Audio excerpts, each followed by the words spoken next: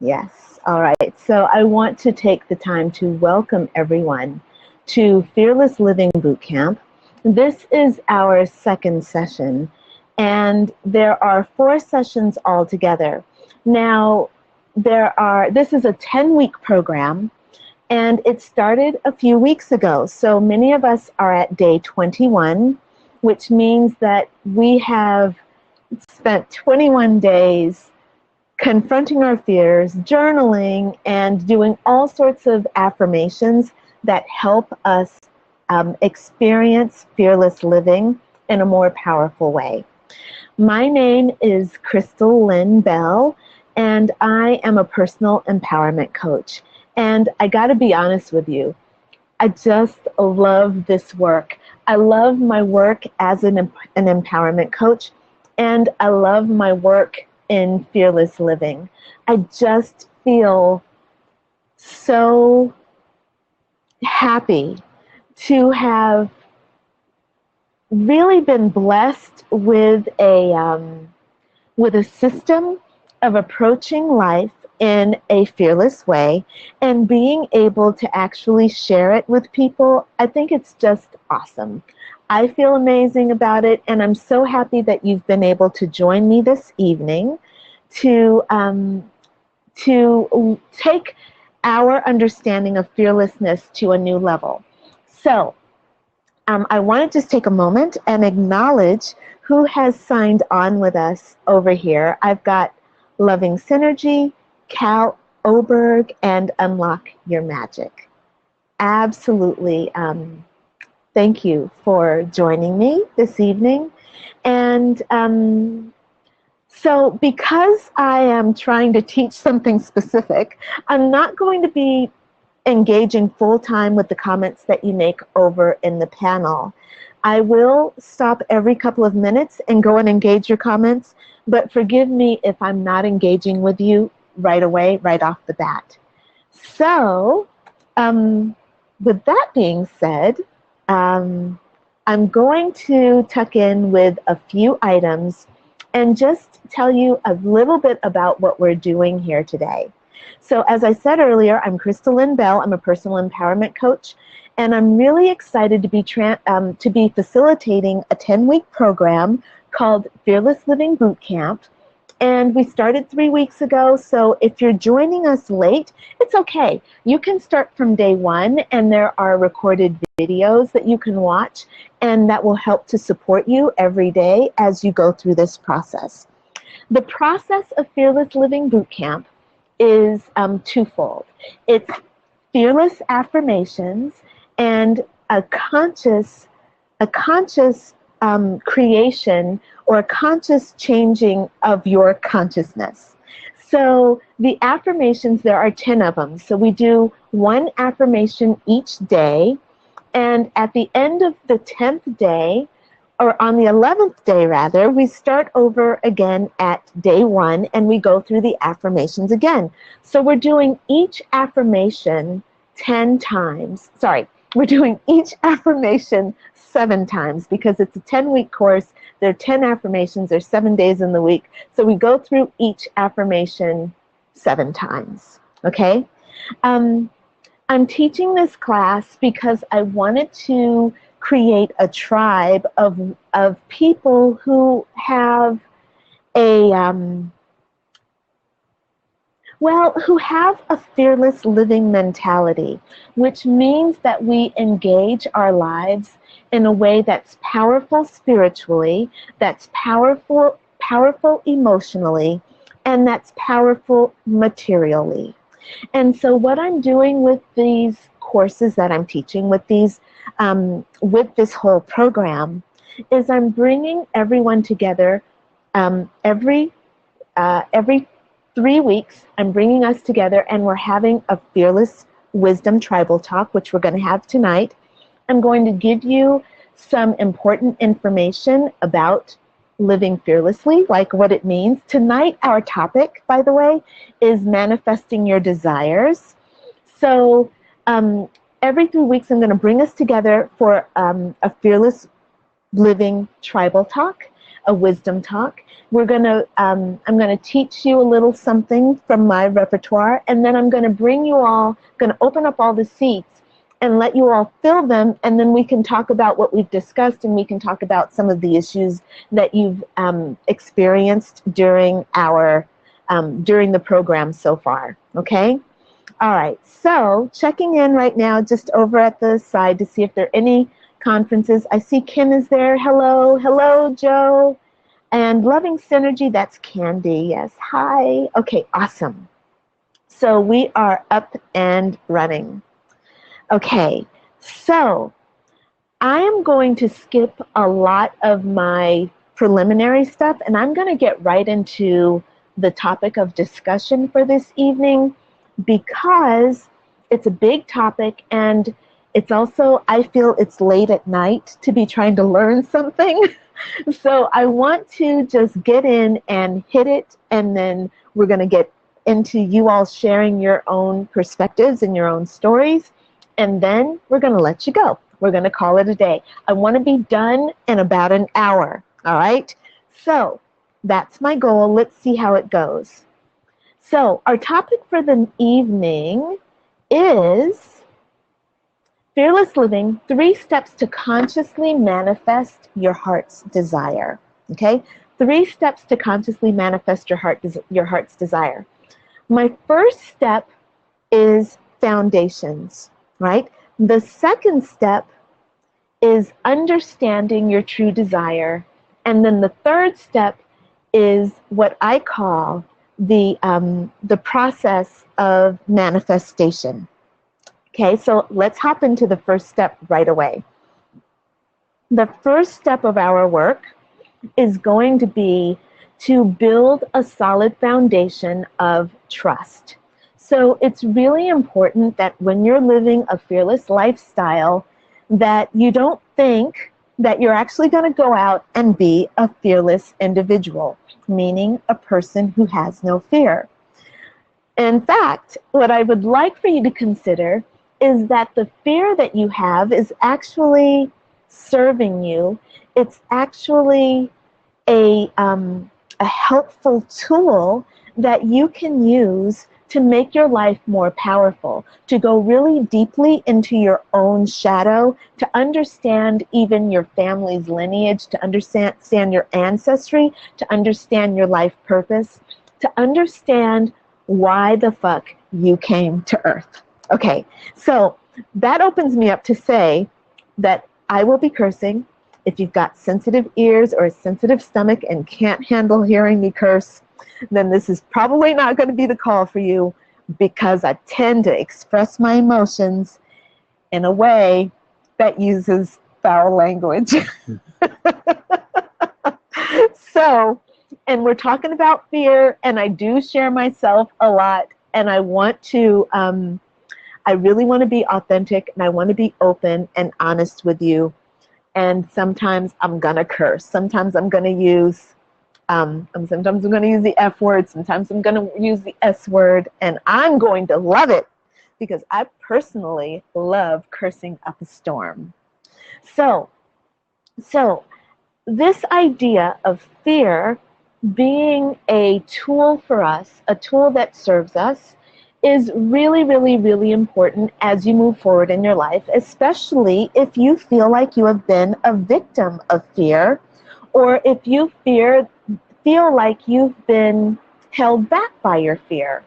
What I'm offering you is an opportunity to actually come forth and to have fear be your tool, be your, I don't want to use the word weapon.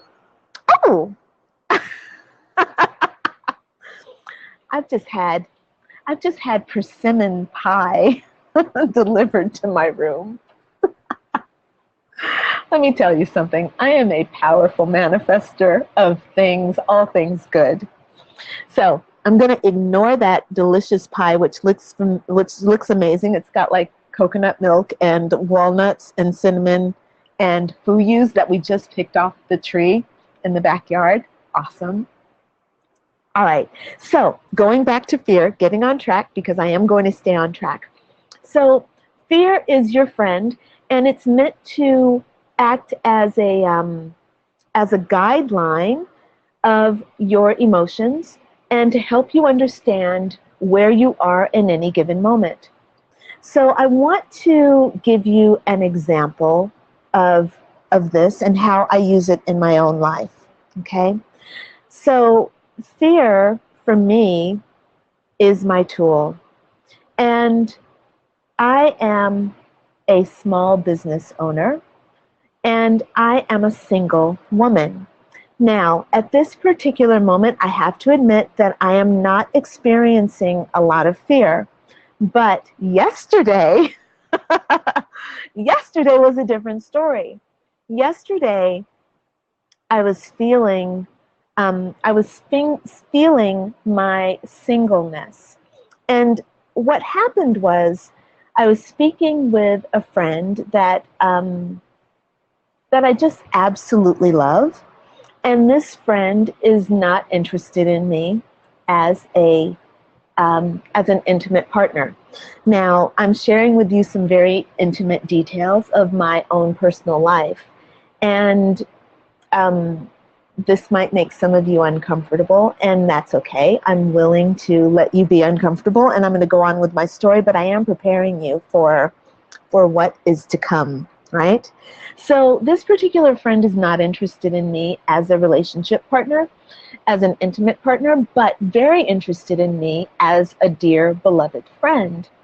And I have to admit that since I have come to understand that this particular person, this object of my desire, does not have the same feelings for me, I now have to go out into the world and open myself up to someone who is open to having me as an intimate partner. And I can let the fear of going out into a relationship, going out into the dating scene, I can let that fear rule my life and pull me down a dark, dark path. I'm sure that many of you have experienced feelings like this, and I'm sure that many of you can relate to letting fear go down a dark, dark path with you. So I have a choice in this moment. I can choose to let the fear take me down a path of despair, take me into depression, and start co-creating a story with fear that actually disempowers me as a conscious being. Or I can let the story of fear express itself, meaning I say to myself, Crystalline, of what are you afraid? What in the hell are you afraid of, right? And so I let myself tell that story of, well, I'm afraid of being rejected. It broke my heart when I said, you know, I have these feelings for you and I want this thing. And the object of my desire said, I'm sorry, I'm not able to return those feelings for you. I'm not able to give you what you want. It broke my heart. And honestly, I just had to deal with it. You know, I had a choice. I could either go down that path and get sucked into loneliness and despair, or I could allow myself to find that what was true for me in the moment, which was this person loves me and loves me as a friend. Am I able to take this feeling of love and counterbalance it with the feelings of fear? So the fear says, I'm afraid to invest in another relationship because my past relationships weren't so great. I haven't been married forever because I have an ideology in my mind that says I should have been married forever instead of been divorced. And I have an ideology that says, you know, when I date a man, we should be able to come together. And all these ideologies are at a certain frequency. And my belief systems that say that I'm not meeting up to those expectations are causing me to feel fearful about going forward in a new relationship. I got to be honest with you, I'm not exactly excited about going out into the dating pool because I'm not able emotionally to really deal with the feelings that are coming up. So there's a lot of fear that I'm working through right now. So with Fearless Living Bootcamp, what we're doing is we're using a set of powerful affirmations, and we are using those affirmations to actually bring forward a new way of being, a new way of relating to ourselves, and a new way of relating to the fear. So whereas I had these belief systems that I'm not really able to go into the dating pool, what I'm doing is using the affirmations and rethinking my way of being, rethinking this whole idea of what it means to be in the dating pool.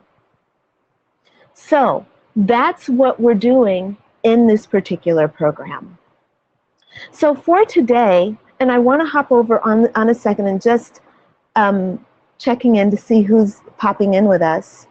For today, I want to talk about the 3 steps that we're going to use to consciously manifest our heart's desire. And the first step is building a foundation that is rooted in trust. So what we're doing in Fearless Living Bootcamp is we're cultivating our garden, and we're cultivating our garden of healthy self-love and a healthy relationship with ourselves. And we are working on a daily basis with a few principles to nourish ourselves and to develop a very powerful fearless living practice. So what I want to do is share with you our fearless living daily practice. And so what I'm doing right now is I'm copying this link and I'm pasting it into the comments, and I'm giving you access to what our daily practice is. And I'm going to just hop over there right now and just talk very briefly about it. And then I'm going to go back into our program and what we're learning for tonight. So this is our Fearless Living daily practice and conscious conditioning. So we're going to be doing our daily affirmations, and then we're going to meditate with one affirmation each day, right? So we take one affirmation, we sit with it, and then we're going to visualize ourselves in possession of the affirmation. We're going to journal about what we're experiencing during that meditation. And then we're going to notice any resistance that comes up within us as we're doing this self-reflection. And what we're doing while we're doing this practice is we're setting up a daily practice that helps to nourish us and reaffirms our right to have happiness and to have trust in our lives. That's what this program is about, right? So another thing that we do in our daily practice is we apply the day's affirmation to some aspect of our day. And then we reaffirm the affirmation to ourselves through our practice, yeah? And then we do this thing called conscious conditioning. So the conscious conditioning consists of five practices that we do. The first is that we have a fearless observation of our ego. So we sit there and we study ourselves, and we observe ourselves from a detached point of view where we're willing to let go of the emotions that are coming up and to just simply hold that space that Eckhart Tolle calls, I'm sorry, I've lost the idea of what Eckhart Tolle calls it. He calls it the observer. So we take that position as the observer, and we just watch how we're behaving. No judgment, just observing.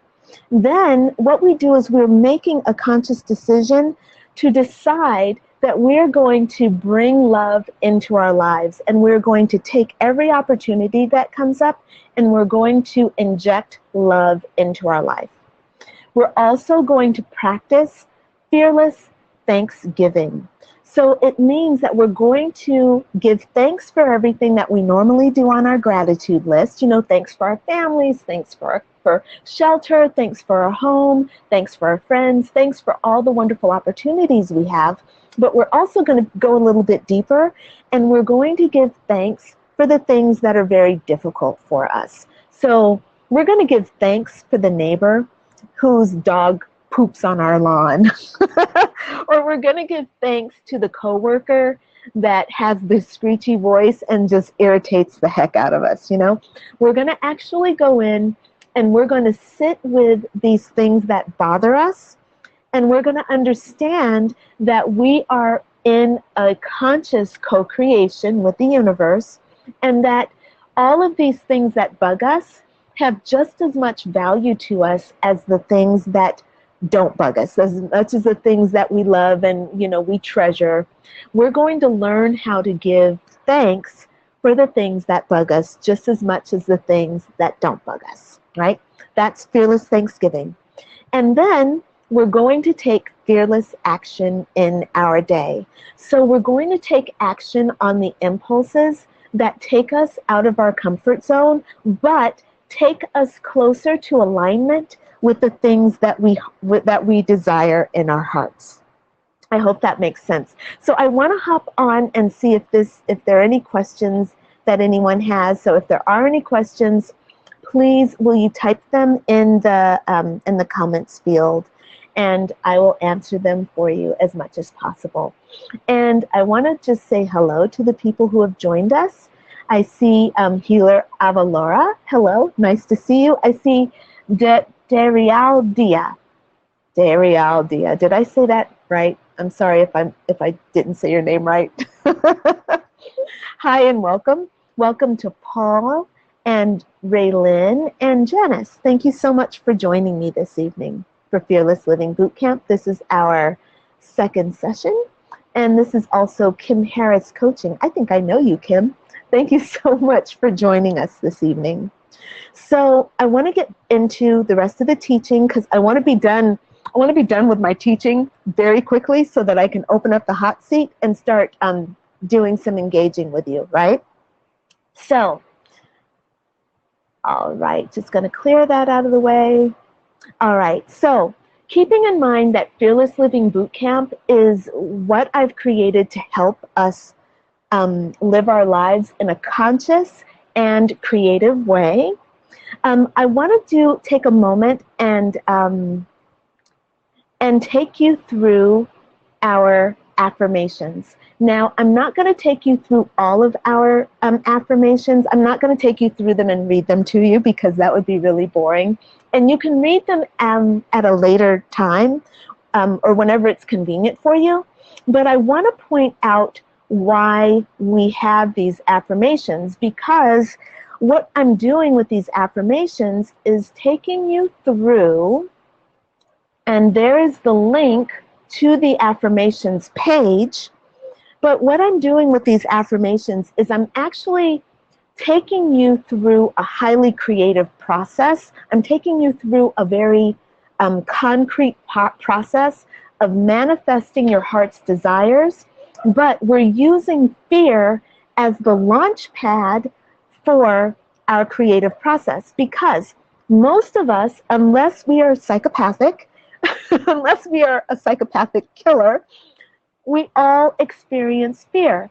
And rather than trying to suppress our fear, I'm not a big fan of suppressing anything.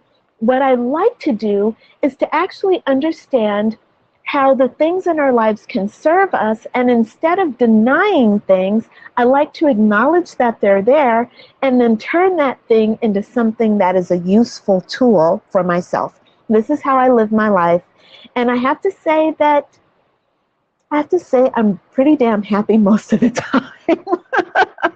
You know, I just have to admit I'm darned happy. And it's not because I don't have fear. It's that I have fear, and I see myself as the goddess. I'm being honest. I see myself as the goddess, and I see myself as an extension of God, goddess, source of all, extending itself into Earth and expressing itself as Crystal Lynn Bell having a human experience. And because I see myself as God, Goddess, source of all, I feel like I am really blessed with the opportunity to have a human experience, which means I get to experience pain, I get to experience joy, I get to experience sexual desire, I get to experience sexual release, I get to also experience a lack of confidence when sex is concerned. There are all sorts of things as a human being, as God having a human experience. I get to experience all sorts of things. There's a full spectrum of emotions that are here for me to experience, and I'm proud to say that I experience them all on a daily basis. That makes me laugh because sometimes when I think about being human and all the different things we go through, I just find it to be really funny, you know? Sometimes we're happy, sometimes we're blue, sometimes we're fearless, and sometimes we're outright cowardly. I think about the different times when I've actually been a coward, and I'm like, wow, you are just chicken shit, man. You know? And it's always, though, this wonderful push toward authenticity, toward fearlessness, toward, taking big action that really, really, really inspires me, and that makes my life worth living, taking risks, having dreams, and taking risks. So I want to take a moment and I want to just very quickly go through the 10 affirmations, not in detail, but I just want to tell you why these 10 affirmations are powerful. So there's a link to my affirmation page. You can check that out right now, or you can check in with it later if they're of interest to you. And I just want to go through and tell you why these affirmations are important to this particular program. So the first affirmation deals with the issue of security. And the idea of having security as a foundation means that you are setting yourself up for trust. So whenever this affirmation comes around, one of the reasons why I like it is because the wording of this particular affirmation, which deals with security, actually sets a foundation of trust in the universe, trust within source energy, and most of all, trust within yourself. The second affirmation deals with intuition, and this particular affirmation lays the foundation for your pipeline to wisdom and source energy. Your intuition is your direct link to your angels, to your ancestors, to all your spirit guides. It's your direct link to source itself. It's your direct link to your higher self. How you choose to use your intuition is fully up to you. You're able to co-create with it, or you're able to stifle it. I know a lot of people who have fantastic intuition, and they just suppress the shit out of themselves. And to me, it's a travesty because it's a direct connection to your source self. But, we're here to have a human experience, and we are entitled, we get to suppress our intuition as much as we want. But your intuition is your pipeline to wisdom and source energy. The third affirmation that we bring into our lives to help us enhance our fearlessness and help us wield fear as a tool is responsibility. Responsibility, this particular affirmation, the way I have it worded, gives you the freedom to actually be yourself. And at the same time, it gives you permission to let others take responsibility for themselves. So very often, particularly if you are one of those empathetic people that are also extremely nurturing and you want to take on everybody's shit. You want to correct everybody. You want to fix everybody. This affirmation allows you to take responsibility for yourself, but it helps you connect with the fact that everybody else on the planet Earth is also an expression of God and therefore able to take responsibility for themselves. So while we're going through these affirmations during this 10-week period, we're practicing letting ourselves take responsibility for our own feelings and for our own situation, but also letting other people take responsibility for themselves. When someone has anger and they're directing at you and they're putting it on you, it's their opportunity to take responsibility for their own anger. And it's your opportunity to let them.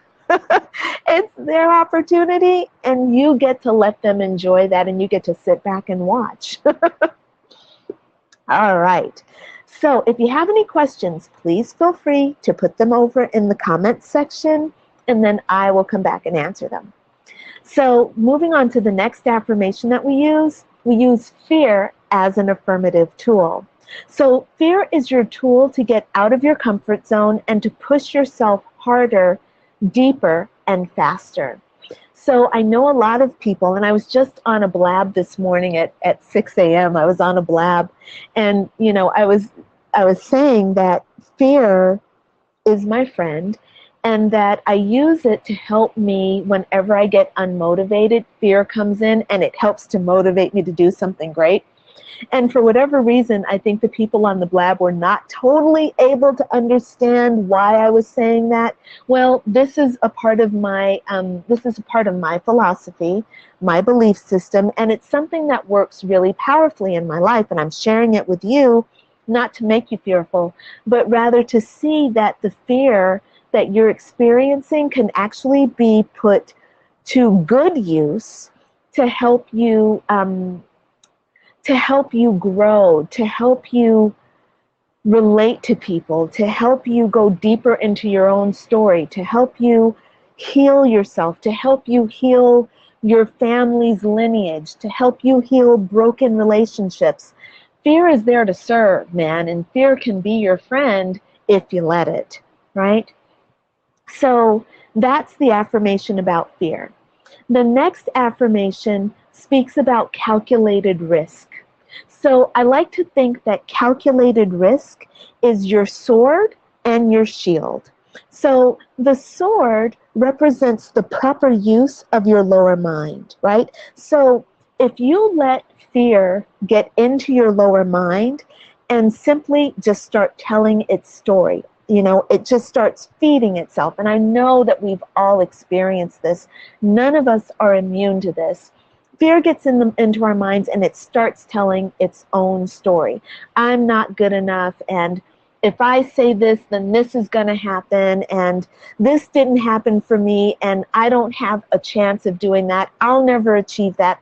All of that negative self-talk is a disempowering use of the lower mind. And what I would like to suggest is that you have the ability to actually harness your lower mind and use it in service to yourself. Yeah? And calculated risk is the proper use of the lower mind. So you take all that fear and you actually start using it to get a deeper understanding of yourself and to get a deeper understanding of the world around you and the circumstances that you're in.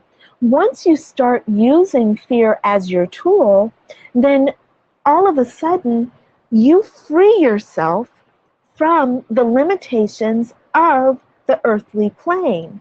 Now, of course, the aspects of the earthly plane that are part of our collective consciousness, we're not changing gravity. So I'm not saying that you can go and you can walk off of a rooftop and not fall to the bottom and not get hurt. But I am saying that if you have some limiting beliefs, for example, if you believe that you are only having a certain job and you only have a certain amount of money and you can only have a certain lifestyle, all those onlys are clues to your fears, And those are opportunities for you to look at yourself and to understand that there is a place for you to actually expand your thinking and to see yourself in a new light. Calculated risk means that you are willing to take a chance on a new idea, on a new concept, and you are willing to take a leap of faith into that calculated risk, right? You weigh out your risks and then you take action based on your own proper planning and the proper use of your lower mind. That's the use of your sword. And I like to say that the shield deflects the arrows of doubt so that you're always feeling empowered and you can move forward with confidence. So when you look at our affirmations, and many of you are already in Fearless Living Boot Camp, and so you already know what these affirmations are. I've gone through them already. We're already at this, we're going into our third time of going through these affirmations. So we're starting to really develop a relationship with them. So those of you who are new, you might want to start joining us now. It's okay, you can start at any point. You're more than welcome to. But for those of us who are in it, you know what I'm talking about. This whole idea of having doubt that comes up, it comes up all the time. And we use calculated risk as an opportunity to actually deflect those doubts because we've done our homework. We've already cultivated our garden, and we're actually able to take any doubt that comes our way and to do something productive and constructive with it. All right, so the next affirmation that we use is reward. Reward is our incentive to push out of our comfort zone. So doing these affirmations and making a conscious decision to come forth on behalf of yourself so that you can change your life and so that you can change your life and stand up for the wounded parts of yourself that need healing so that you can come to the rescue for yourself, that in and of itself is the reward. But there's a greater reward. The greater reward for doing this kind of work is that you actually experience freedom and you experience healing. You experience forgiveness of yourself.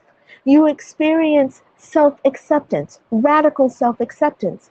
You experience yourself as the god or the goddess, and you get to enjoy all your opportunities and all your challenges. And it's a real blessing. So reward helps you to live a creative life, and our affirmation is designed to help inspire that creativity within you. So the next affirmation is embracing challenge. And embracing challenge is your mindset and your framework for creating. So again, it goes back to what I've said earlier, where we are willing to embrace our full spectrum of feelings. And anytime a challenge comes up, we don't see it as something that's so hard to, like a steep mountain to climb. Instead, we see that as our opportunity to actually co-create something powerful with the universe, or we see it as our opportunity to actually go deeper into ourselves, to push out of our comfort zones, or whatever it is that comes up. The next affirmation being planning and strategizing. Those are co-creating with the universe our roadmap and actually finding the joy of co-creation, finding the joy of planning and strategizing within ourselves, and using consciously a set of ideas and resources, using those to our benefit in a conscious way, right? All right, and co-creating my desires, this is affirmation number 9. So co-creating my desires is engaging with the divine matrix. So this is where we get into today's work what we're going to explore today. Co-creating my desires is engaging with the whole fabric of life. And it is admitting that you have desires, that you have wants, that you have needs, and it's trusting that the universe is going to answer your desires according to your feelings. Your feelings are your compass, and they are the way that you navigate this fabric of life, and you bring your desires into reality. And this is what we're going to actually be talking about primarily for the rest of our hour today. And the last affirmation that we use is stillness. Stillness is actually our home base. So when we're meditating, or when we're chanting, or when we are even journaling and doing our shadow work, what we're doing is creating a space of stillness within ourselves. And this space of stillness comes from taking hold of the lower mind and using it in a way that is highly productive, highly creative, and very much in alignment with our inner essence. So stillness is our home base. This is where we will always come to reset. This is where we're always going to come before we start to engage any of the other affirmations. So personally, when I sit down in the morning, I first start with a tabula rasa. I clear my mind. I start with an empty board, right? I start with an empty tablet. And I let my mind just go quiet. And then I pick up with whatever it is that I need to do. So that is why I've created these affirmations. That's a summary of all the affirmations. Again, where the affirmations are stored is here. It's been posted in the comments there. You're free to click on those links and go and read the affirmations in full and to start using them with us. We do one affirmation per day. Every 10 days, we're back at day 1, and that's how Fearless Living Bootcamp works. Okay. If there are any questions, please go ahead and type them in for me. Otherwise, I'm going to just keep on rolling. And the next part of our boot camp for today is understanding your true desire.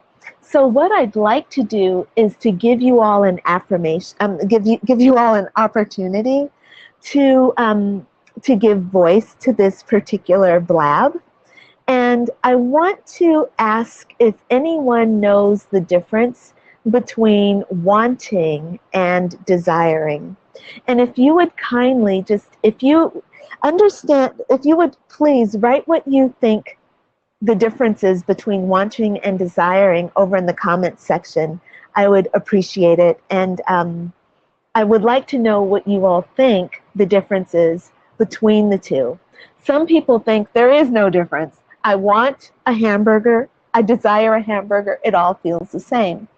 On an energetic level, spiritual teachers will say that there's a difference, and I'd like to highlight that difference with you. If anyone would like to share with me or share with the group what you think the difference is between wanting and desiring, just type your idea over in the comments section. I would really appreciate that. Wanting gives you more wanting. It's a lower vibration. Well, you just bottom lined that for us, didn't you there, Ms. Jen Lancaster 17? That's excellent. That is spot on, Jennifer. Thank you so much. Wanting carries the vibration of wanting. And it, in and of itself, it's not an empty vibration. It's a full vibration, and it feeds upon itself. So if I feed my vibration of wanting let me think about something I want right now. Ooh, okay, I know what it is I want. This is funny. I want a strawberry cupcake. And the reason I want a strawberry cupcake is because number one, they're delicious. Okay, besides that, I'm not doing sugar because it's a trigger food for me. I have compulsive eating. And so I'm refraining from compulsive eating, and I tend to be triggered by sugar. So there's a real wanting that exists inside of me for sugar. I'm not feeding that desire because it doesn't serve me. It's not a wanting, it's not a desire, it's a wanting. And I'm not going to give into that. Now, if I focus on that wanting, it starts to feed itself, and it starts to create a vacuum that never actually achieves the manifestation of a cupcake, right? Because I'm in the area of wanting, and I feel the wanting, and I'm feeding the wanting. All of my thought processes go into wanting, right? But not actually taking action and doing something about it. I'm happy to leave the cupcake in the wanting. So, desiring, and I'd love for Jennifer, if you have an idea about desire, I'd love for you to type in what you think about desire before I go into it, because I know what I feel about desire, but I'd love to know what you feel about desire. Is there anything you want to type in for us? I'm going to just hold off for a second. She's written, desire moves you forward. Yeah, absolutely. 100% spot on. We're totally in alignment. So this whole idea of desire comes with the feeling of creativity. So wanting is a feeling without the power of creation. Desire is a feeling with the power of creating. So wanting holds you back. Amen. Absolutely. Wanting is simply its own idea, its own energy that leads to more wanting. It's almost like saying, like when you say to the universe, I want a cupcake, you're saying, I want to be with the wanting of a cupcake.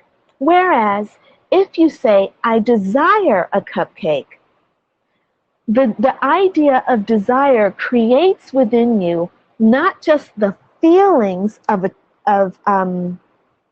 desire, but also the power of attraction, the law of attraction. So when we work with the term desire, we're also saying, I'm willing to do things to make this thing real. When you talk about wanting, you're missing the impetus to actually go out and to create and make the thing that you desire real. So desire is all about making something that you truly would want to even take a risk for, making that real, right? That's what desire does. Okay, so going back to my notes, because I want to make sure that I get through this. True desire is a pure form of creative energy. It's magnetic, and it's always calling itself into being. Now, your desire can be blocked by your ego.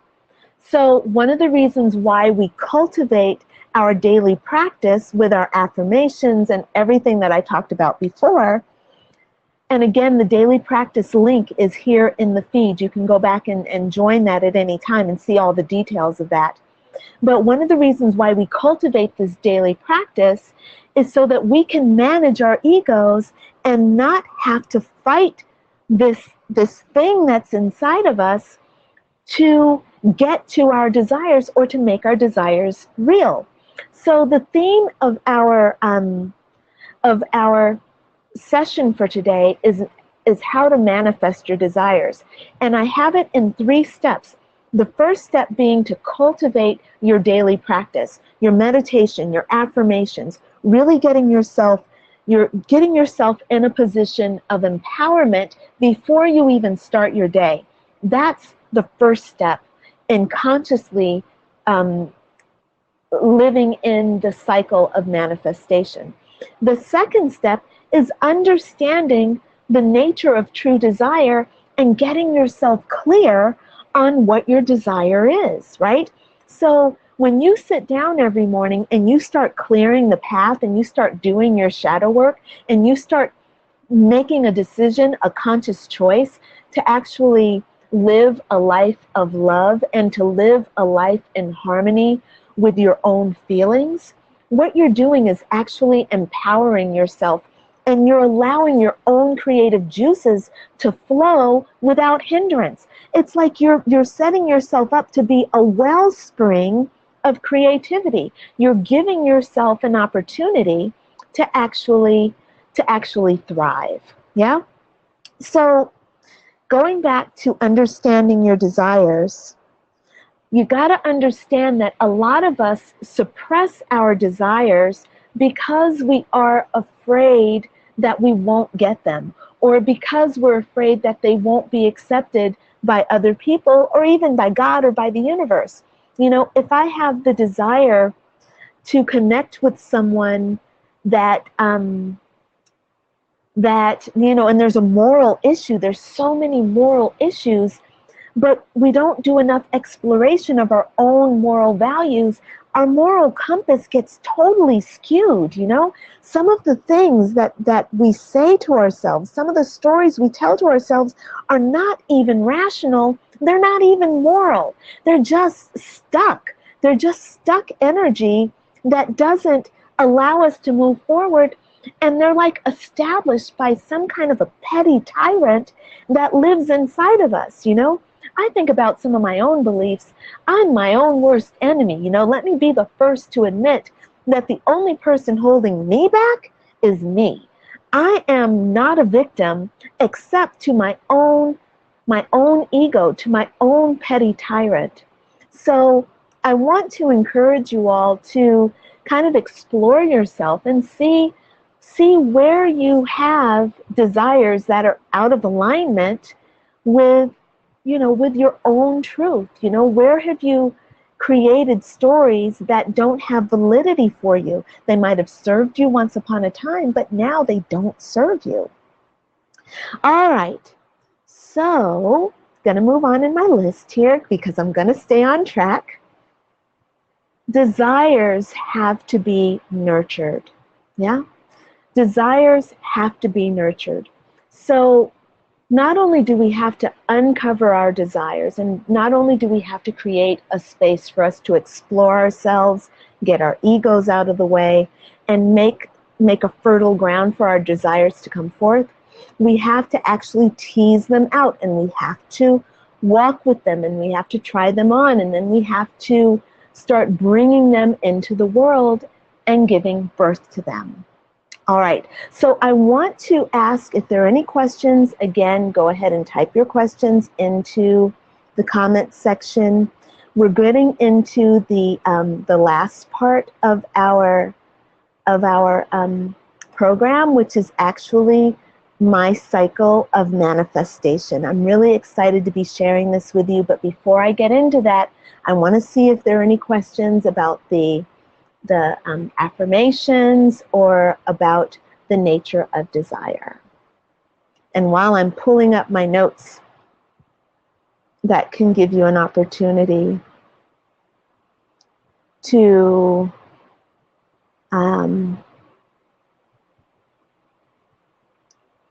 right, okay, so just opening up my next notes here.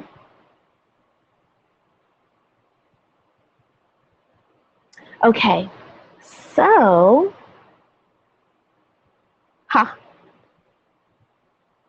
all right, so the next part, I see that there aren't any questions right now, right? Double checking, right, no questions, so I'm gonna go ahead and move into the last part. So here's my cycle of manifestation. So these are the steps that consciously allow desire to manifest in your life. So my work as a personal empowerment coach is for you to actually consciously co-create your life, your desires, bring your desires into the world with the universe consciously. Yeah? So I've created this cycle of manifestation and this Fearless Living Bootcamp to help you do that, right? So the first step is to actually make a choice. You're going to have to decide that there is something that you want in your life and that you actually want it. So you need to make a conscious choice about what it is you want to do. And what I'd like to invite you all to do is, if there's something that you know that you want to do but you haven't quite figured out what it is, then I want you to make your post in the comment section about something that you desire to do, but you haven't actually done it yet, right? So if you'd be willing to share with us what that is, it would be really helpful. So that's the first step. First of all, you have to decide what it is you want to do. The next thing you need to do is consciously commit to holding the desire in your heart, which means that once you decide, you are going to not let it go. You're not going to let doubt come in and take it away from you. You're not going to let fear come in and take it away from you. You're not going to let your best friend's feelings about why it cannot happen, you're not going to let that come in, and you're not going to let that take away from you your conscious decision to have the thing that you want, right? So you're going to make the choice, and you're going to consciously hold that choice in your heart. You're going to breathe life into it, and you're going to start to own it.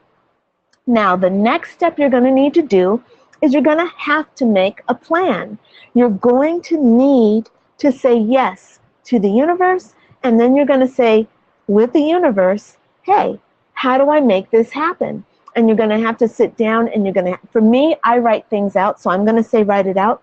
You may not have to write it out. You might be someone who can think it out or talk it out or just take the steps to consciously make it happen. You just walk and you just go do it. You know what you need to do. I like to, though, however, make a plan, yeah? The next thing you need to do is make your commitment. So after you've made a plan, you've made yourself, you've planted seeds so that your mind can relax a little bit. Because a lot of us, once we've made a plan, we can relax and kind of let go, yeah? So at this point, it's really a lot easier to make a commitment to having your desire. And so then I want to encourage you to make a commitment to your desire at this particular point. So then the next step is to commit to knowing that the desire is yours. Now, this is where people can get really tripped up. They feel like, oh yeah, I could have that thing if all these other things happen, right? So your desire is still caught up in conditions. And what I'm suggesting is that this is where you're going to have to take a leap of faith, and you're going to have to know that you are worthy and that the universe is actually going to bring you what you want. So if you haven't cultivated your garden of trust by setting yourself with some positive affirmations and done your shadow work and worked through your ideas that are limiting you, if you haven't done that work, this cycle of manifestation is not going to work for you. You need to go back to step one, and you need to cultivate your practice, yeah? So at this point, though, we're assuming that you've done it, and by cultivating your practice, you're feeling your connection to the universe, making the commitment to knowing that you are worthy and that you can have what you desire, then it should be a lot easier to walk in this space of knowing and to say, hey, I know I can have this thing. I know it's going to come. I'm just going to dance with the universe while it's coming into being, yeah? So to help your knowing and to help the universe, the universe know that you know, right?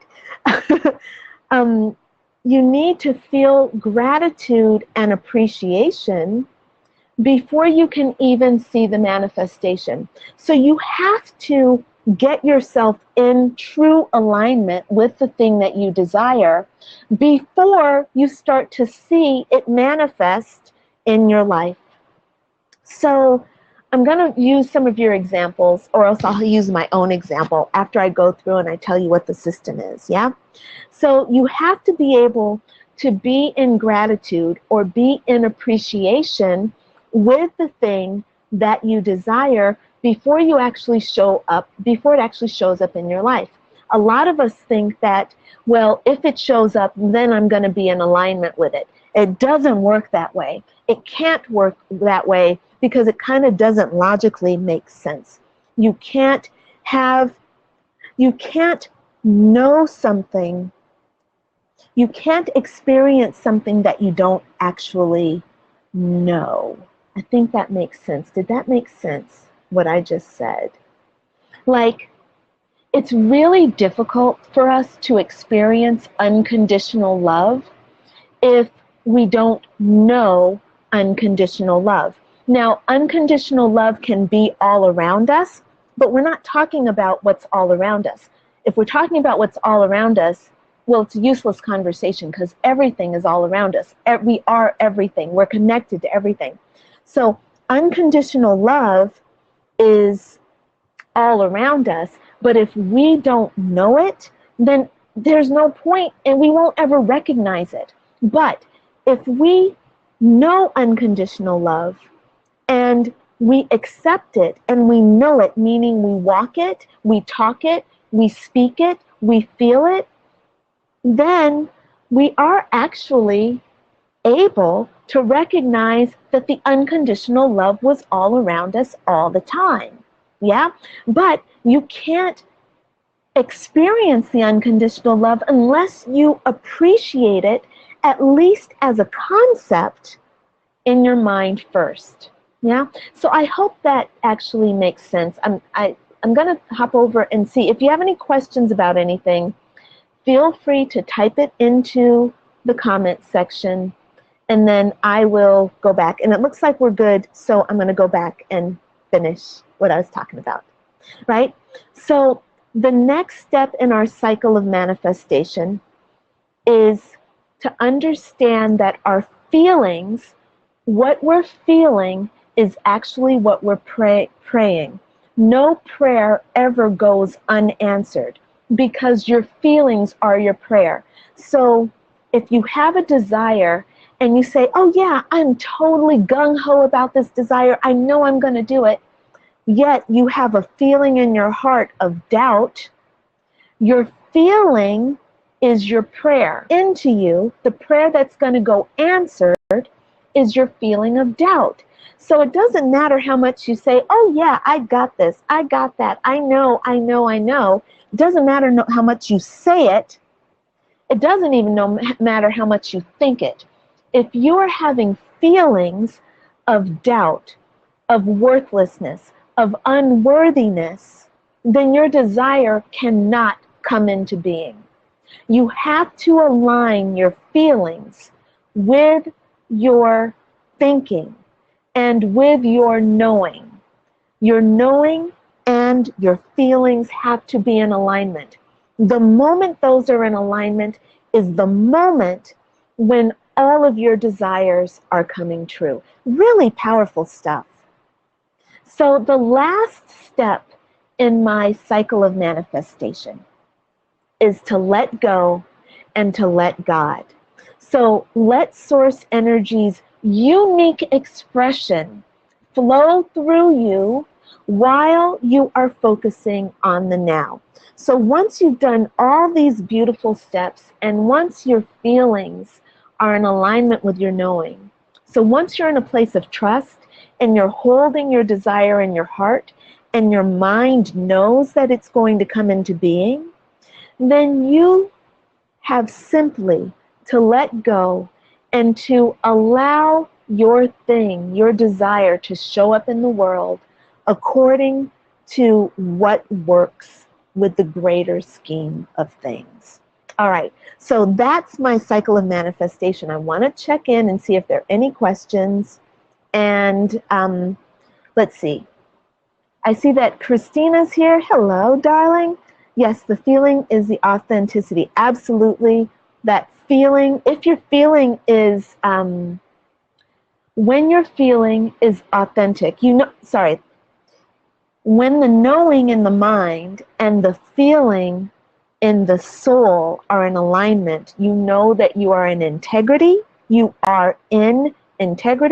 and you are in authenticity. You know that you are fully aligned. That is such a powerful place to be. Thank you. And Jen has said, oh, you're awesome. I have to jump off. Okay. Thank you, Jen. So wonderful. Thank you for your input. I appreciate it. I look forward to catching up with you at another time. All right. And welcome to Copyright Brown. Thanks for joining us. So I want to just ask if anybody, I want to open up the hot seats. I want to open up all these seats. And anybody who wants to, anybody who wants to join. Christina wants to join. Yay, thank you. Hi, Christina. Welcome, Christina. I'm going to plug in my earphone so I can actually hear. There she is, Christina. Hi. I hear you in the next room. I know. All right. And if anybody else wants to come into the seat, please do. I want to have a dialogue or a quadruple-log with us all here. All right, so when you're ready to jump in, just go ahead and take that seat, right?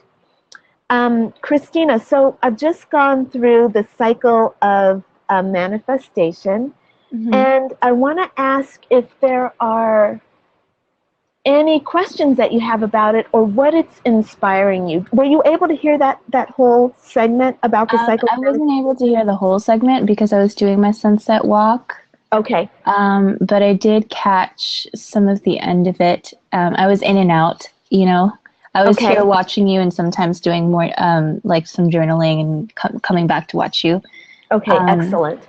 So then what I'll do then is ask you a question. Yeah. And I would like to know if you have a desire that excites you. A desire that excites you. Okay, so when you ask me that question, I feel in my body like a playfulness, but a tension in my throat when you ask that. Okay. Like a inhibition. So there's a playfulness up here. Oh, thoughts. Yeah, that would be cool. But in my throat below is an inhibition. Okay. So are you able to connect with what that desire is?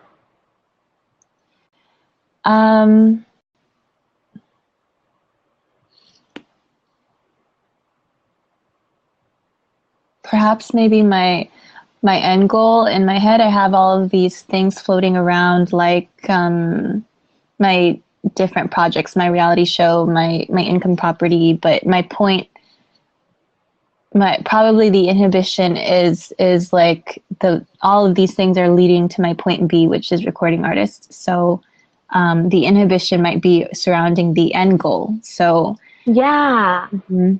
So can we use your end goal as the ultimate desire? Yeah. All right. So I'd like to use this desire and take it through my cycle of manifestation to use it as an example. Okay. So what I'm understanding is that you have a desire to become a recording artist. Does that sound right? Okay. Excellent. All right. So, whoops. I opened up. No, go ahead. I'm just grabbing a notebook. Okay. Excellent. And I opened up the wrong window. I want to go back to my actual document. Okay, here we go. Okay. So, Christina, according to my cycle of manifestation, there are several steps. There's 1, 2, 3, 4, 5, 6, 7, 8, 9. I think there are 9 steps to consciously allowing your true desire to come into being. Yeah? So the first step is that you have to make a choice. Yeah?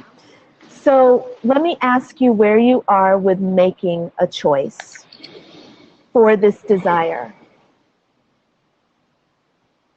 In other words, you have to say yes to the universe. Yes, there are still some things that in my system that I can feel that are inhibited from fully just, thinking I can say yes or I'm ready to say yes. It's kind of like, a couple of weeks ago I met a manager and I felt like I was not ready to be managed. And so I was feeling all this fear and like avoiding emailing because I didn't know what to say. And it's just kind of like avoiding. Yeah. Yeah. Well, this is excellent because you're very aware of what it is that you need to do. Yeah. Mm-hmm. And you're conscious in this process. That's a great first step. Let me ask you, what would it take in order to get you to a yes, to say yes to being a recording artist with the universe? I would have to be empowered in my craft. Like right now, I feel insecure because I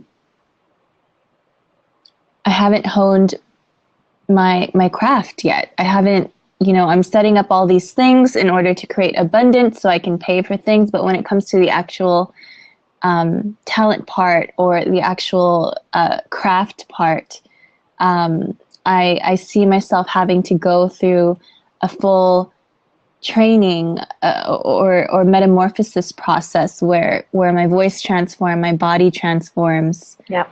And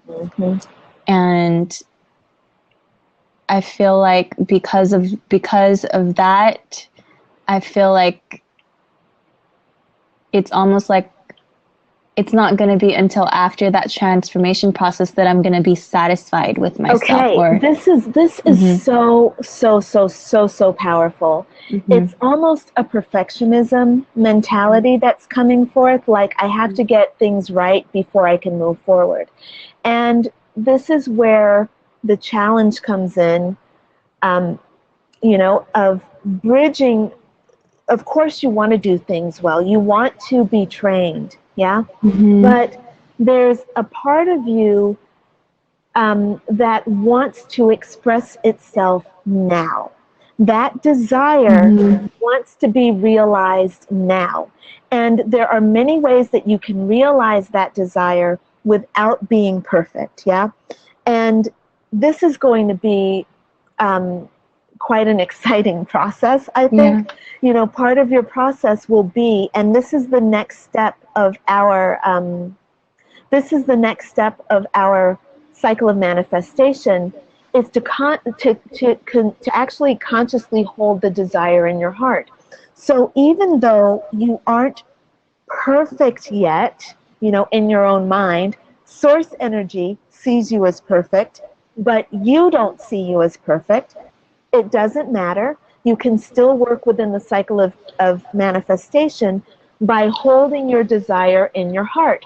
So maybe part of your process is going to be to say, I don't have everything arranged, but I'm going to make sure that every day I cultivate my love for music. Every day I'm pushing more into taking my classes. Every day I'm affirming myself as a recording artist, even though you might not yet be taking the steps. Does that make sense?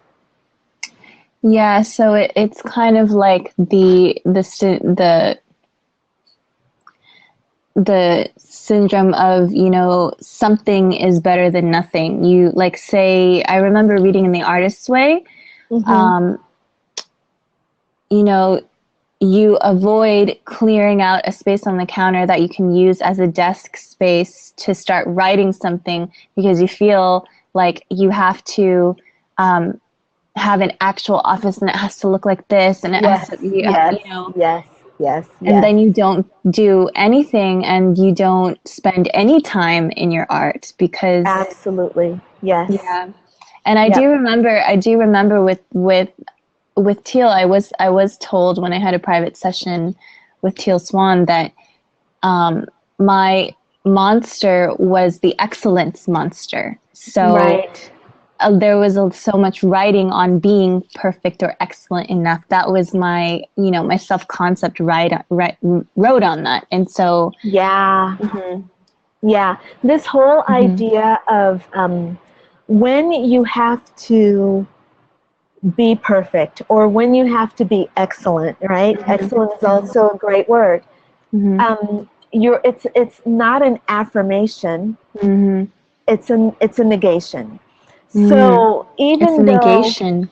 Well, yes, because who you are in this moment is who you are in this moment. Yeah. And this internal striving for something that denies what you are, saying I'm not good enough as I am, is a negation of who you are. So the whole point is to allow yourself to be here, to be as you are, and to affirm who you are. And a lot of us, Christina, are taught that the way we get better is to negate who we are right now. Yeah, to dream. I've had teachers who've told me that and sent me like memes and these quotes on Facebook of like, who think of your future self and who you want to be. And it's like trying to get to that point B, when I feel like maybe what we should all be doing is bringing our attention to where our feet are and where we are right now.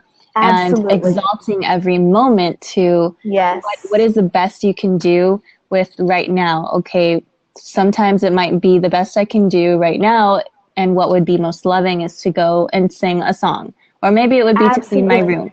Or maybe it would be to sit here and not distract myself. Maybe the most loving thing you can do in the moment is to compulsively eat, right? Yeah. So I'm not saying that I'm encouraging people to act on their compulsive behaviors, right? However, when it comes down to doing the most loving thing, sometimes you need the donut, and sometimes that's the only joy you can get, and denying yourself is not helping, So I want to always, I just think that whole idea of, what's the most loving thing I can do in this moment, that sometimes you need to take action like that. Right? Yeah, I can relate to that, because sometimes when you do whatever the compulsive act is, be it alcohol, sex, compulsively eating, drugs, whatever, internet distraction, what you'll notice is if you don't judge yourself for it and you just kind of fully let yourself like say fuck it and do it, you'll notice that your body will understand, okay, this is a temporary thing, and after you're done, it's like, okay, we see that this is not really a useful tool anymore, because it doesn't give us what we really want, which is a permanent solution. It's giving us what we want, which is to feel good, but it's temporary. And the aftermath of how we feel after the compulsive behavior, because of all the brain chemicals that happen during compulsive behaviors, you get this crash. It becomes not worth it anymore, and you kind of shift naturally, not because of a judgment, but just because it's not what you want to do anymore. Yeah, absolutely. Like you don't need to do it anymore. You don't want to. Yeah. This is a part of the process of healing that disconnection. And so disconnection. And this whole idea of having a desire and running it through the cycle of manifestation. Yeah. The reason why I've created this system, darn it, and I opened up the wrong app again. The reason I created this system is so that you can have a conscious framework to check yourself and to see where you are. So I will upload this. I will send this out to everyone. If you want me to send it to you and you're not on my mailing list, just drop me a line here in the comments and I'll send it to you. But I will email this out to all of our Fearless Living Bootcamp members. I'll send that out tomorrow and you'll have it. But the idea is to be able to take where you are right now and to see where in the cycle of manifestation you are at this particular moment. What I'm seeing and feeling right now, Christina, is that you're not in even step one yet with this particular desire, simply because of the idea of excellence, as Teal said, and what I call perfectionism. Yeah. So I want to just take a moment, and then we're going to start to actually wrap up this call, and we'll go into more depth. I'll go into more depth in a private video, like for my boot campers. But what can we do to get you to a yes with recording artist? Yeah. What do you feel? Perhaps it's not yes to recording artist. Perhaps it's yes to self-love, which, you know, I know for a fact that okay, now there's doubt coming up. So if I just choose to do what is self-loving, and that may mean like, you know, self-loving for me right now and not disconnect from my right now, then I feel like it would lead to that point B. So instead of maybe for me saying yes, my step one is not saying yes to the end goal. It's saying yes to right now. Sure. I think that is a very fair, step and a very good process. There's a little bit of, there's something that's coming up with me, within me, that's saying that we need to actually bridge those two. Oh. Because the self-love is too general. And what can end up happening is the desire for the recording artist can get suppressed or supplanted. And so what we then do, the perfectionist then comes in and says, I want to get this right. I want to self-love myself into perfection. Oh, right? It's a backdoor. Right? I'm telling you. It's the clever one. Oh my God, so clever are our egos, you know? So what we want to do is maybe not let it be self-love, but actually hold ourselves accountable to the recording artist. And probably if you and I were coaching, like if we were in a one-on-one session, I think I'd probably point you back to the artist's way and using some of those practices there. Yeah, do it again. Well, not even doing it again, right? So there's the perfectionist in you that wants to even start and do, like, you know, take on the artist's way, which is an endeavor, you know? We're going to do that we before like endeavors. You know what I mean? So maybe, though, what we can do is take some of those really self-loving practices that are also highly effective, and then center those around how we can bring out the recording artist in you. So my first question for you, Christina, is what does it mean to be a recording artist?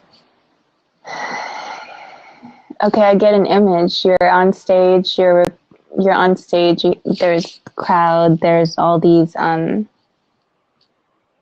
you're recording in these studios. I see like the very end of like label and everything. So what I'd love to do for your home fun, I would like for you to write down, the way I want to say this is,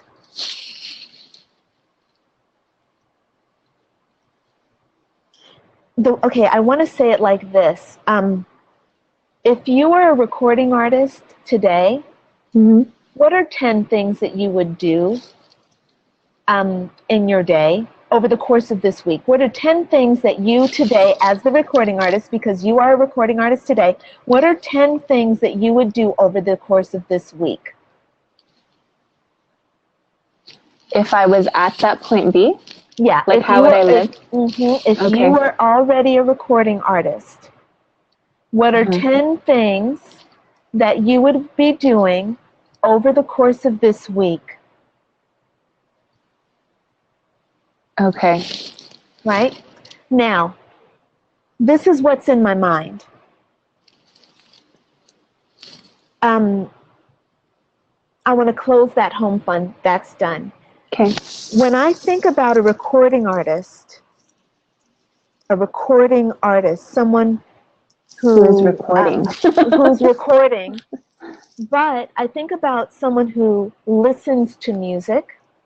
I think about someone who explores music, right? Because just because you become a recording artist, it doesn't mean that you don't stop researching. It doesn't mean that you don't stop growing. It doesn't mean that you don't stop taking voice lessons. It doesn't mean that you, I'm sorry, I'm saying that wrong. It doesn't mean that you stop taking voice lessons. You actually continue to take voice lessons, yeah? Mm-hmm.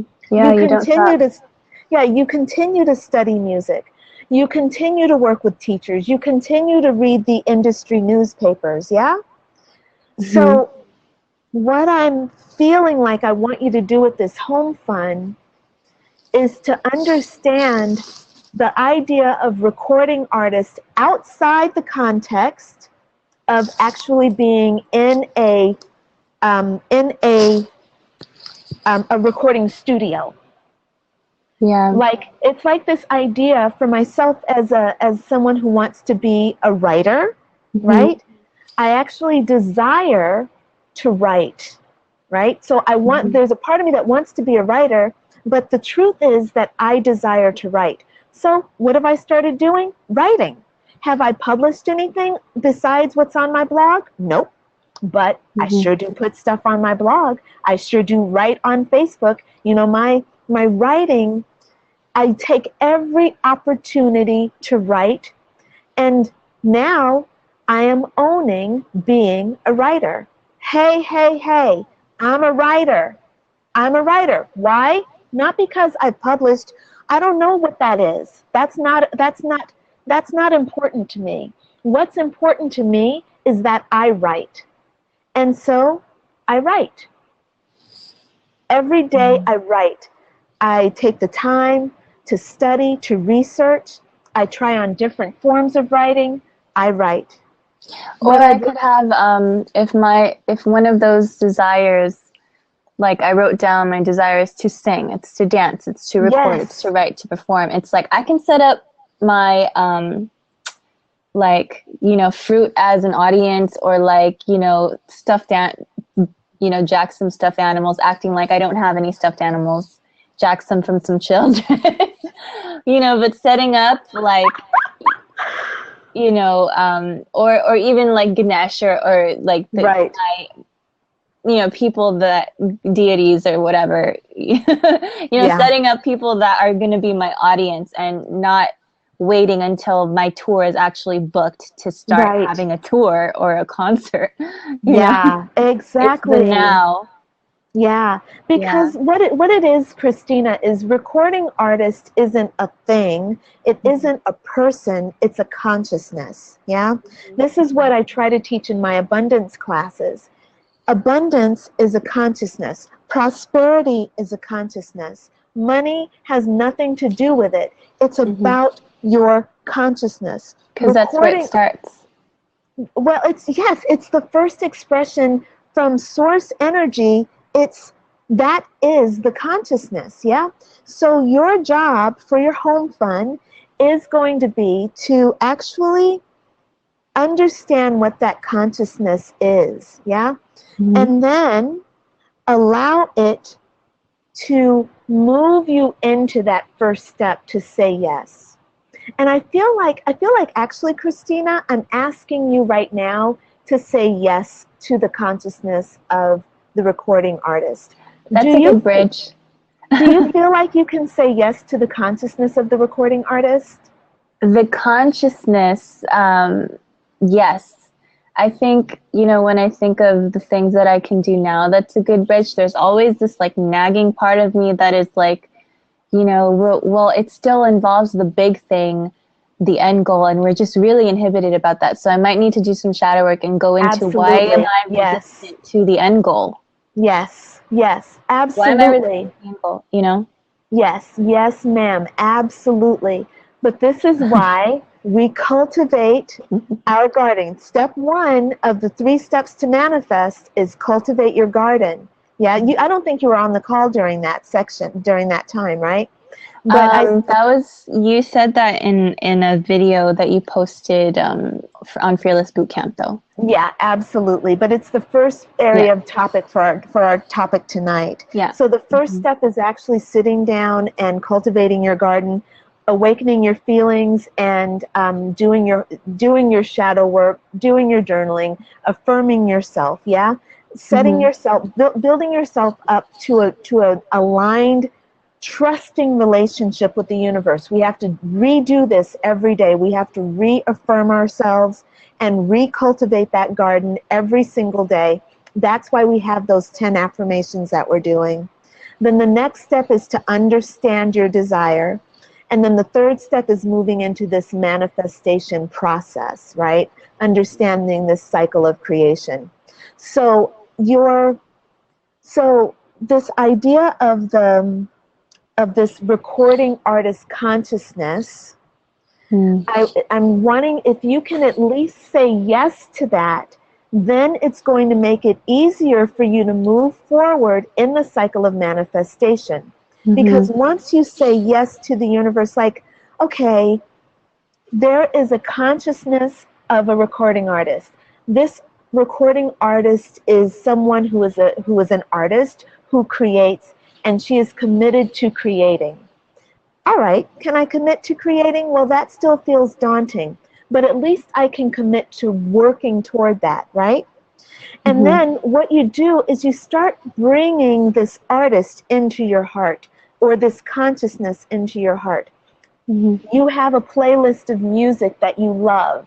That is a powerful, powerful tool for you to help you expand into the recording artist consciousness, listening to the music, yeah? Going out and watching videos of other people who are doing what it is you do, that are making the music that you like to make, yeah? And spending time in areas and with people that are making that music, going to watch live music, whatever it is you need to do. That's going to be your home fun. Yeah, that's going to be what you do to help feed and nurture your own consciousness. Then what you're going to do is continually, every day, you're going to reaffirm this in your heart. Like, maybe I don't know exactly what it means to be a recording artist right now, but I know it's something I desire. I'm going to make sure that everything I can do, I'm going to feed it, you know?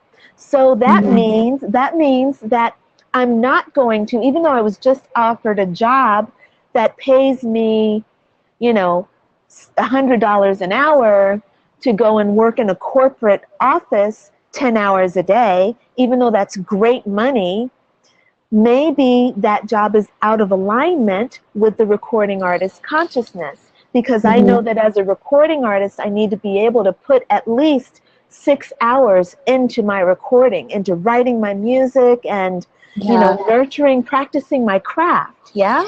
Yeah, spending, so for me, it's, I have all of these things that I've created for passive income that I've been trying to launch, but I am forgetting the reason why those projects are even in line. I need to spend time every day doing what the reason for all of this is. And so I feel like I need to really reassess how I spend my time and getting organized.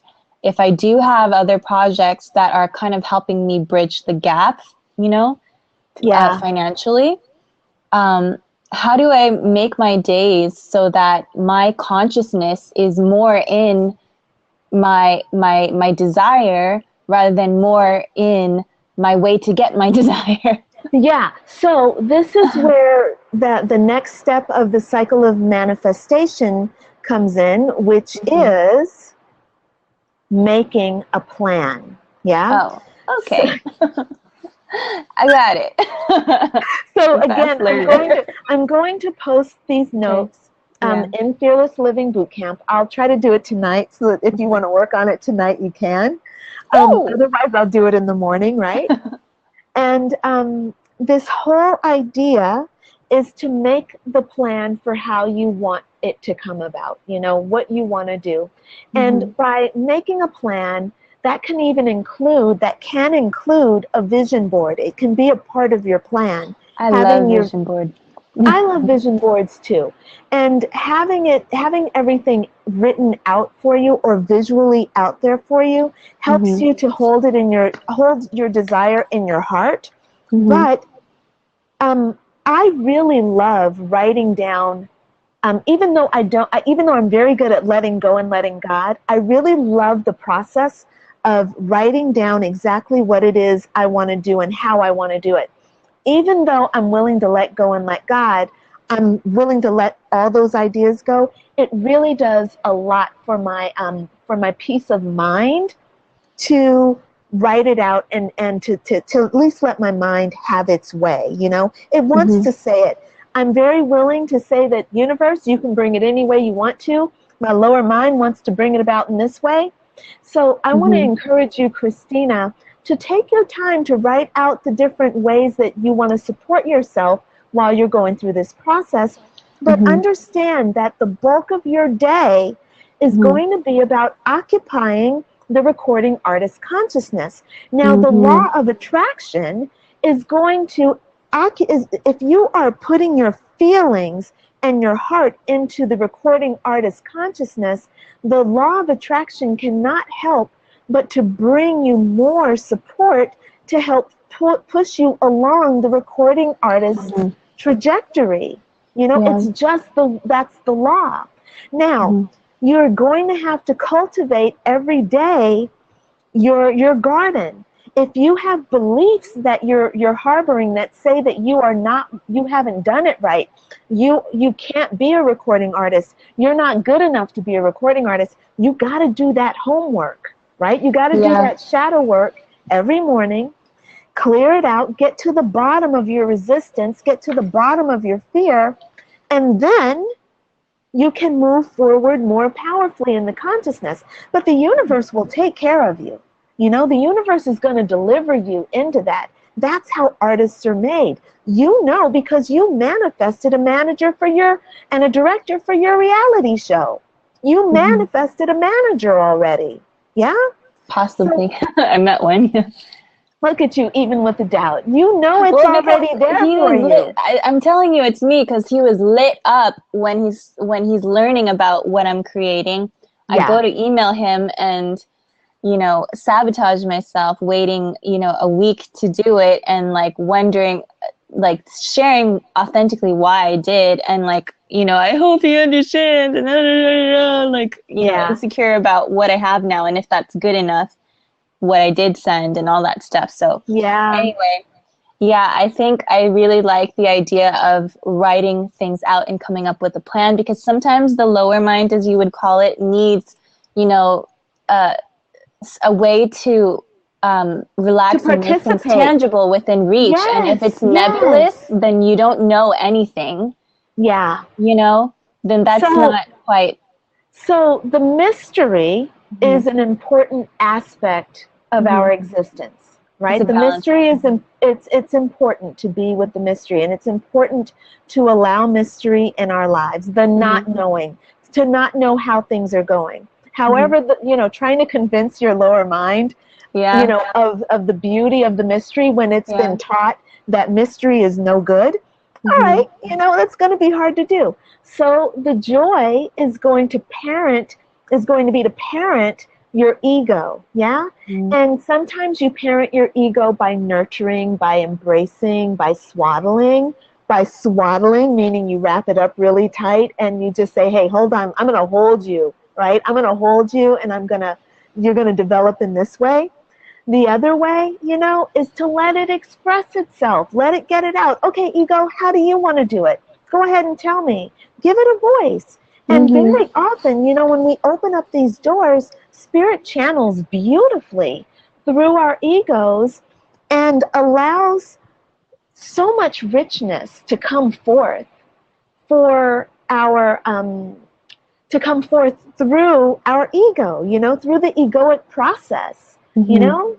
Lord knows I've been so inspired when I've given my ego. I'm like, ego, just write down what you want. Like when you do the morning pages in the artist's way, ego is like, I hate this and I hate that. And then all of a sudden, spirit sneaks in there and spirit is like, yes.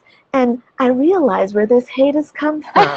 And I realize how this helps me relate to this aspect of this person. And the next thing you know, you're just talking all these juicy bits of wisdom. And it's like there's so no ego in there. You know, it's all spirit, but it's still, your ego is like, look at what we're doing. Look at what we're doing, you know?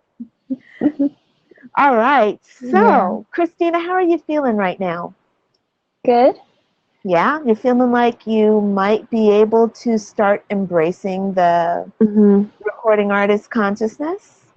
Yeah, I think habits are everything. I think the more and more sensitive I get to listening to my inner voice and honoring what feels good and what doesn't feel good, part of that is I've been getting so sensitive that now my habits are being flushed to my awareness, where I can see, okay, these habits or lack of habits or sporadic habits, like it doesn't feel good anymore. Yeah. Now it's kind of like we need these habits, not because we want to be so rigid and like enslave ourselves or whatever. It's just kind of like a rhythm. We want to create a rhythm. We want to create a flow, like a river. Right. Something that's always flowing. So are you saying that the negative habits are helping you create, are creating a flow within you, or you want to start bringing in positive habits to redirect your... You know what? I was saying that, you know, my sporadic habits or lack of habits or lack of positive habits. The consciousness habit, the recording artist consciousness habits. The habits of the recording artist. No, I'm saying my current ones. Current ones right now. But I like how you say it.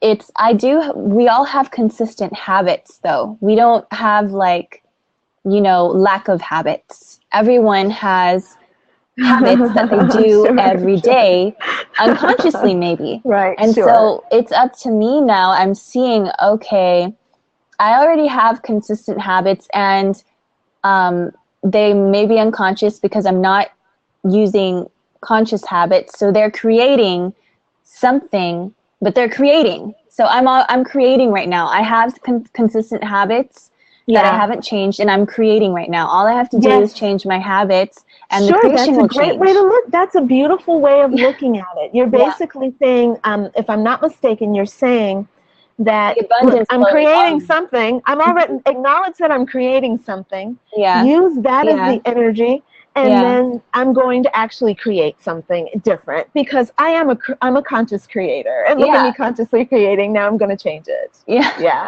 I'm good. Yeah, totally, 100%, man. It's like putting a different song on the radio, you know, on the iPod.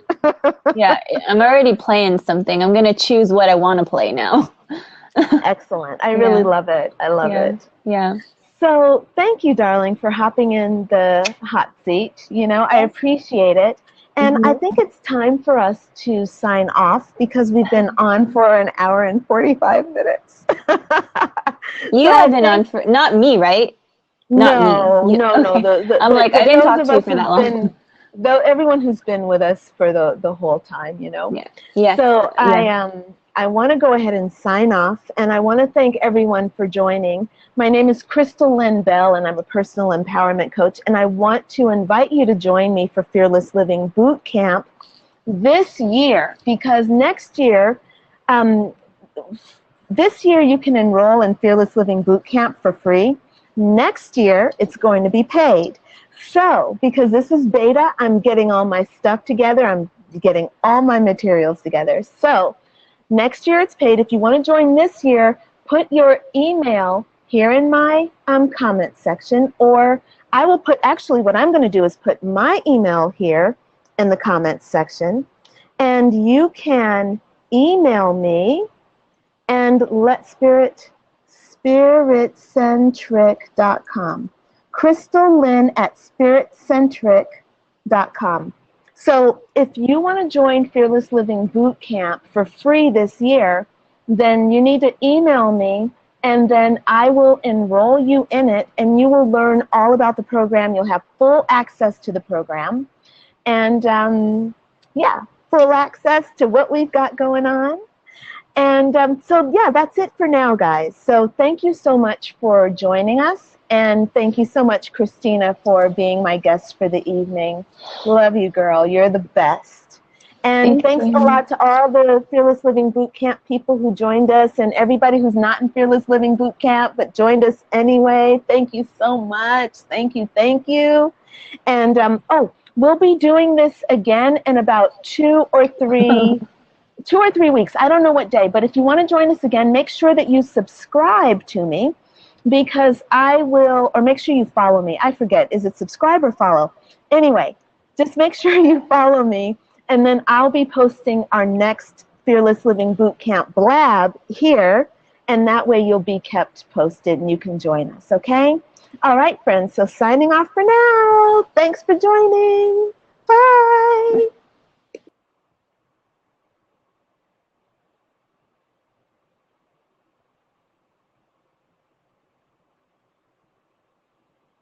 Sorry, Coach Callan, but we're signing off.